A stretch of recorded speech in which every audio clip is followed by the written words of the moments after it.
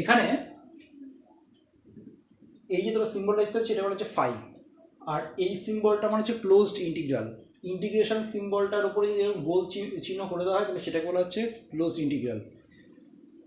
গসের সূত্র বলছে এসআই এককে, সবাই যখন এই সূত্রটা লিখবি সবাই তখন সবাই ওটাকে মেনশন করে দিবি এসআই এককে। এসআই এককে কোনো বদ্ধ তল থেকে নির্গত মোট ফ্লাক্স ওই তল দ্বারা আবদ্ধ মোট আধানের 1/ε0 গুণ হয়। বিষয়টা কীরকম, যে আধানগুলো নিয়ে আমি কাজ করছি সেই আধানগুলোকে রেখে আমি যদি একটা বদ্ধ তল নিই, একটা কাল্পনিক তল, এই বদ্ধ কাল্পনিক তলটাকেই বলা হচ্ছে গসিয়ান তল।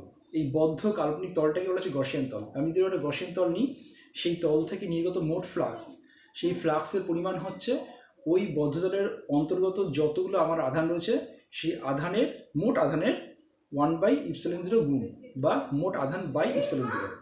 দেখ সেটা আমি লিখেছি এখানটাতে, দুটো সবাই ε0 সবাই জানিস বা চিনিস, আগে আমাদের করা হয়ে গেছে। এইবার আমরা গসের সূত্রটাকে প্রমাণ করছি কুলম্বের সূত্র থেকে, ঠিক আছে। এখানে দেখ হচ্ছে আমি একটাই আধান নিয়েছি, একটা প্লাস কিউ একটা আধান নিয়েছি। এই আধানটার চারিদিকে আমি একটা কাল্পনিক তল কল্পনা করেছি। অবশ্যই মাথায় রাখবি গসিয়ান তলটা কিন্তু একটা কাল্পনিক তল। আমি এখানে দেখ একটা কাল্পনিক গসিয়ান তল নিয়েছি। এই কাল্পনিক যে গসিয়ান তলটা নিয়েছি, এই তলের এই কোনো একটা অবস্থানে আমি দেখ তোর হচ্ছে তড়িৎ ক্ষেত্র দেখতে পাচ্ছি কি, তাহলে ওখানে দেখ একটা রেখা টেনেছি, যে সরলরেখা টেনেছি, এই সরলরেখাগুলো আমাকে তড়িৎ ক্ষেত্র দিচ্ছে। আর ওখানে তাহলে দেখ আমি কী করেছি, আমি ওইখানে একটা ছোট্ট ক্ষেত্রফল কল্পনা করেছি। এই ক্ষেত্রফলটার অভিমুখ দেখ হচ্ছে আমার এন ক্যাপ, তাহলে এই ই আর এন ক্যাপের মধ্যেকার কোণ হচ্ছে আমার আলফা। তাহলে এই স্থান থেকে নির্গত মোট ফ্লাক্সের পরিমাণ তাহলে আমার কত, তাহলে সেটা আমি বলতে পারি ডিফাই সমান e dot n cap d s. আর এখানে ই আর এন ক্যাপের মধ্যেকার কোণ যদি আমার আলফা হয় তাহলে আমি সেটা লিখতে পারছি ইডিএস কস আলফা। এটুকু বুঝতে কারো অসুবিধা নেই।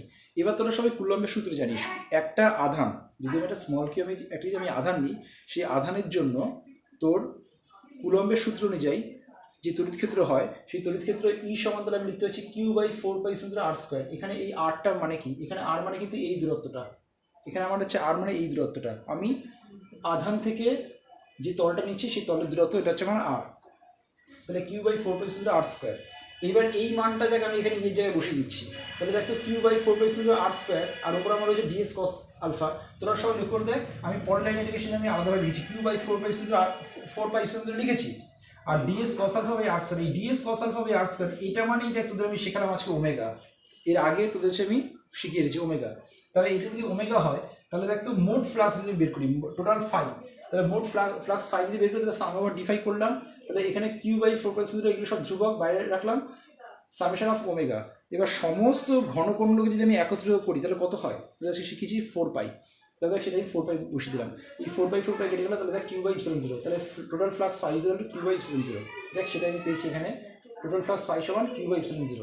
আর এখানে ই dot DS is close integral of E dot DS, মানে সেখানে তড়িৎ ক্ষেত্র ইন্টু ক্ষেত্রফলের ক্লোজ ইন্টিগ্রাল, মানে টোটাল গসেন তলের জন্য কতটা ক্ষেত্র গিয়ে ফ্লাক্স আর বেরোচ্ছে ওটাই গিয়ে তোরা এখান থেকে একবার লিখতে পারিস। এইটার সমান এটা, আর এখানে এটা তো লিখতে পারিস, যাই হোক না লিখলে কোনো অসুবিধা নেই। আমি তোদেরকে এটাই বলছি, যদি আমি যদি একটা গসিয়ান তল নিই, দেখ এখানে আমি হচ্ছে কতগুলো কাল্পনিক আধান নিয়েছি, Q1 Q2 Q3 করে আমি কাল্পনিক আধান নিয়েছি।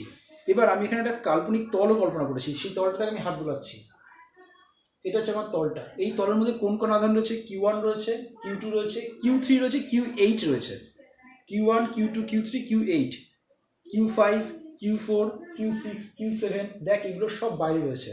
তাহলে আমি যখন এখানে গসের সূত্র প্রয়োগ করব তখন হচ্ছে শুধুমাত্র এর মধ্যে যে আমার আধানগুলো আছে তাহলে সেই আধানগুলোকে নিয়ে কাজ করবো। দেখ সেটা লিখেছি phi is close integral of E dot ds সমান Q1 + Q2 + Q3 + Q8 Q4 Q5 Q6 Q7 আমি নিইনি, কিন্তু ওগুলো সব বাইরে রয়েছে তলের। তাহলে সেটাকে পরে লিখেছি, এগুলোকে সব করে যোগ করে লিখেছি Q ইনসাইড, তাহলে Q/ε0। তাহলে গসের সূত্র তখনই প্রযোজ্য তুই যে গসের তলটা নিচ্ছিস সেই তলের মধ্যে যে আমার আধানগুলো রয়েছে আমি শুধু সেই আধানগুলোকে আমি কনসিডারেশনে নিয়ে আসবো। আচ্ছা, এইবার এটা তো আমরা শিখলাম গসের সূত্র, আর গসের সূত্রে আমরা প্রয়োগ শিখবো। গসের সূত্র প্রয়োগ করে আমি তোর হচ্ছে প্রথমে একটা আহিত গোলক নিয়েছি। এই আহিত গোলকের দরুন গোলকটার বাইরে যে কোনো অবস্থানে যদি আমি তড়িৎ ক্ষেত্রের মান বের করতে চাই সেটা বের করতে পারি। গসের সূত্র আমরা কেন শিখলাম, গসের সূত্র আমরা শিখেছি যে কোনো আহিত বস্তুর জন্য আমার তড়িৎ ক্ষেত্রের মান কী হবে সেটা আমি শেখার জন্য আমি হচ্ছে গসের সূত্র প্রয়োগ করব।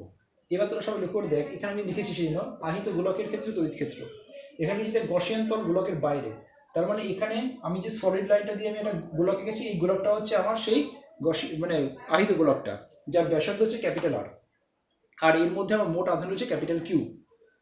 তাহলে আমি বলছি কি ওই গোলকটার মধ্যে মোট আমার আধান রয়েছে ক্যাপিটাল কিউ আর ওর ব্যাসার্ধ হচ্ছে ক্যাপিটাল আর। আর এবার এই চারিদিকে দেখে আমি একটা ডটেড লাইন দিয়ে আমি একটা বৃত্ত এঁকেছি বা গোলক এঁকেছি, এই গোলকটাই হচ্ছে তাহলে আমার কি, এটা হচ্ছে আমার গসিয়ান তল। তার মানে গোলকটার ভেতরে আর গসিয়ান তলটা আমার বাইরে। তার মানে তোরা হচ্ছে অনেকটা কল্পনা করতে পারিস একটা তরমুজের মতো, তরমুজের যে আমার যে ভেতরে শাসল অংশটা, যে লাল যে অংশটা যেটা আমরা খাই, সেটা হচ্ছে আমাদের এই আহিত গোলক, আর তার চারিদিকে যে সবুজ যে সারফেসটা রয়েছে সেই সারফেসটা হচ্ছে তাহলে আমাদের গসিয়ান তল। এইবার এই গসিয়ান তলের যে কোনো একটা অবস্থান আমি নিচ্ছি এটা, তাহলে এখান থেকে আমার কতটা ফ্লাক্স বেরোচ্ছে সেই ফ্লাক্স আমি তাহলে ধরতে পারি ই ডট ডিএস।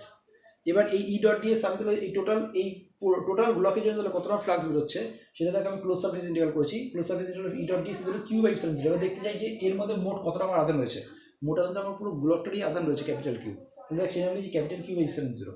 আর এবার দেখ এর পরের লাইনে আমি কি করেছি, ই ডট ডিএস থেকে একবারে ই ডিএস লিখে দিয়েছি।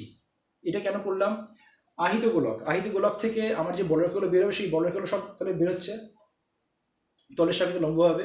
আর আমি যে গসিয়ান তলটা নিয়েছি গোলাকার গসিয়ান তলটা নিয়েছি, তার ব্যাসার্ধ তাহলে সেই একই দিক বরাবর, তাহলে ব্যাসার্ধের দিক আর তোর হচ্ছে বলরেখাগুলোর দিক একই দিক, আর ব্যাসার্ধের দিকেই তাহলে ব্যাসার্ধের দিকে আর যদি বলরেখার যদি দিক একই দিকে হয়, তোর হচ্ছে এখানে আমি যে গসিয়ান তলটা নিয়েছি সেই গসিয়ান তলের অভিমুখও ব্যাসার্ধ বরাবর, কারণ তলের যদি আমি একটা ছোট্ট ক্ষেত্রফল নিই সেই ক্ষেত্রের অভিমুখ হচ্ছে ওর লম্ব দিক বরাবর হয়, তাহলে ব্যাসার্ধের দিকেই তাহলে হচ্ছে আমার ওর অভিমুখ। তাহলে এই জন্য ই আর ডিএস এর অভিমুখ দুটো একই দিকে, মানে ওদের মধ্যেকার কোণ তাহলে কত 0 ডিগ্রি, তাহলে সেটা আমি লিখেছি ইডিএস। এবার ইটা যেহেতু সুষম সেটা বাইরে পাঠিয়ে দিলাম, তাহলে e integration of d s equal q by epsilon zero. এবার ক্লোজ ইন্টিগ্রাল অফ ডিএস মানে ওই পুরো গোলকটার উপর যদি আমি সমাকলন করি বা ইন্টিগ্রেশন করি তাহলে কত দেয়, একটা গোলকের পৃষ্ঠতলের ক্ষেত্রফল কত 4 পাই আর স্কোয়ার। তাহলে দেখ সেটা আমি লিখেছি ই ইন্টু 4 পাই আর স্কোয়ার, পরের লাইনে আমি একটা স্টেপ জাম্প করেছি, নিচে এখানে লিখে দিয়েছি 4 পাই, মানে q by 4 pi zero r square লিখেছি একবারে। তাহলে ই সমান q by 4 pi zero r square. তোরা সবাই লক্ষ্য করে দেখ এখানে এই টোটাল কিউ আধানটা যদি এই গোলকে যদি বিন্যস্ত না হয়, যদি এই কেন্দ্রকেই থাকতো একটা বিন্দুর মধ্যে, তাহলে দেখ একই সূত্রই হচ্ছে।